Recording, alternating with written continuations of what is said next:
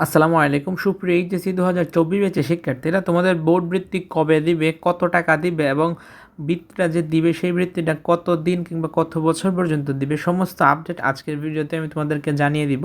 So যারা এই বিষয় নিয়ে চিন্তিত কিংবা জানতে চাও তাদেরকে বলবো ভিডিওটি না টেনে পুরোটা দেখার জন্য। সো প্রথমে দেখো ওরা কি বলছে। তোমরা জানো যে তোমাদের রেজাল্ট ইতিমধ্যে প্রকাশ করা হয়েছে।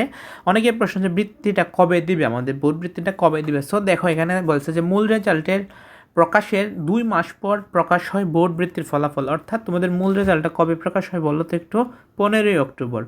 তাইলে 15ই অক্টোবর, 15ই নভেম্বর, 15ই ডিসেম্বর, অর্থাৎ 2 মাস পর যেহেতু বলছে, সুতরাং আমরা ডিসেম্বরের মাঝামাঝি কিংবা তার একটু পর কিংবা ডিসেম্বরের মধ্যেই আমরা পেয়ে যাব। তোমরা যারা কবে দিবে নিয়ে শঙ্কিত তাদের উদ্দেশ্যে আমি বলি, আনুমানিক একটা ডেট মিলায় নাও তুমি।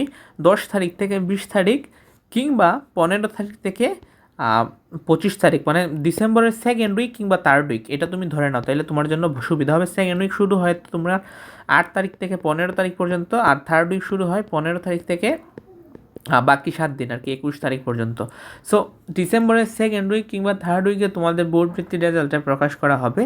ইতিমধ্যে এখন পর্যন্ত স্পেসিফিকভাবে কোনো তারিখ প্রকাশ করেনি, জাস্ট এই খবরটাই বলছে যে 2 মাস পর প্রকাশ হয়ে থাকে নর্মালি। সো তোমরা জানো যে 2023 সালের এইচএসসি পরীক্ষায় 10,000 শিক্ষার্থীকে বৃত্তি দিয়েছিল। এর মধ্যে 1125 জনকে মেধাবৃত্তি, আবার 9,375 জনকে দেওয়া হয়েছিল সাধারণ বৃত্তি। এখন অনেকে বলছে যে ভাইয়া কত টাকা বৃত্তি দেয়। তো মেধাবৃত্তির ক্ষেত্রে দেখো মাসে 825 টাকা এবং এককালীন অনুদান, বছরে এককালীন অনুদান হিসেবে 1800 টাকা নির্ধারণ করা হয়েছে। আবার সাধারণ বৃত্তির ক্ষেত্রে 375 টাকা, আবার এককালীন 750 টাকা করে নির্ধারণ করা হয়েছে।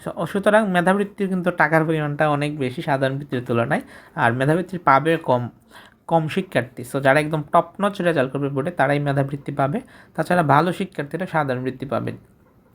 তারপর হচ্ছে তোমার অনেকে প্রশ্ন করে যে থাকে ভাইয়া এই টাকাটা আমরা কতদিন পর্যন্ত পাবো।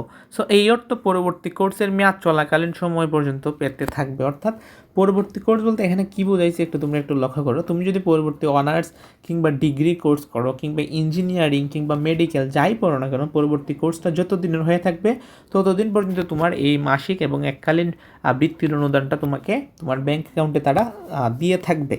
সেক্ষেত্রে মেডিকেল যারা পড়াশোনা করো তারা এমবিবিএস 5 বছরের হয়ে থাকে, আবার ইঞ্জিনিয়ারিং 4 বছরের হয়ে থাকে। সুতরাং ইঞ্জিনিয়ারিংয়ের ক্ষেত্রে 4 বছর তুমি টাকাটা পাবা, আবার মেডিকেলের ক্ষেত্রে টাকাটা তুমি 5 বছর পাবা। সো পরবর্তী কোর্সের সময়সীমা পর্যন্ত তোমার এই মেধাবৃত্তি এবং সাধারণ বৃত্তিটা দিয়ে থাকবে। সো এটাকে এখানে তো আমরা দেখাইলাম, এখানে তারা বক্স করে দেখাই দিচ্ছে। আরেকটা বিষয়, তোমরা চাইলে এটা স্ক্রিনশট নিয়ে রাখতে পারো, কোন বোর্ডে কতজন বৃত্তি পায়। এটা ঢাকা বোর্ডে এতজন, সাধারণ বৃত্তি এতজন, আবার মেধাবৃত্তি এতজন, ময়মনসিংহ বোর্ডে এতজন। এই বলতে পারো যে ঢাকা বোর্ডে শিক্ষার্থী এত বেশি কেন, আবার ময়মনসিংহ বোর্ড অন্যান্য বোর্ডে কম কেন। এটা আসলে রেশিওর উপর নির্ধারণ করে। ঢাকা বোর্ডে কিন্তু শিক্ষার্থী অন্যান্য বোর্ডের তুলনায় বেশি হয়ে থাকে, যার কারণে এটার মেধাবৃত্তি এবং সাধারণ বৃত্তির সংখ্যাটা একটু বেশি হয়ে থাকবে। তোমরা চাইলে স্ক্রিনশট দিয়ে রেখে দিতে পারো। সিলেট বোর্ডের কাছে আমার অনেক কম লাগছে যে মাত্র 24 জন মানে মেধাবৃত্তি পাবে। সো যাই হোক, তুমি ভিডিওটি তোমার ফ্রেন্ডসদের কাছে শেয়ার করে জানিয়ে দিতে পারো বোর্ড ভিত্তি সংক্রান্ত তথ্য। আশা করি এই ভিডিওর মাধ্যমে তুমি সমস্ত ধরনের যাবতীয় তথ্য পেয়ে গেছো, কবে দিবে, কত টাকা দিবে এবং কত দিন দিবে, সমস্ত কিছু শেয়ার করে দিবা। আমাদের চ্যানেল যদি নতুন হয়ে থাকো বলবো চ্যানেলটি সাবস্ক্রাইব করে রাখো, পরবর্তী সমস্ত education related update, information, suggestion সমস্ত কিছু পেতে। আজকের মতো এ পর্যন্তই, দেখা হচ্ছে একটি ভিডিওতে। সে ভালো থাকবা, সুস্থ থাকবা। আল্লাহ হাফেজ।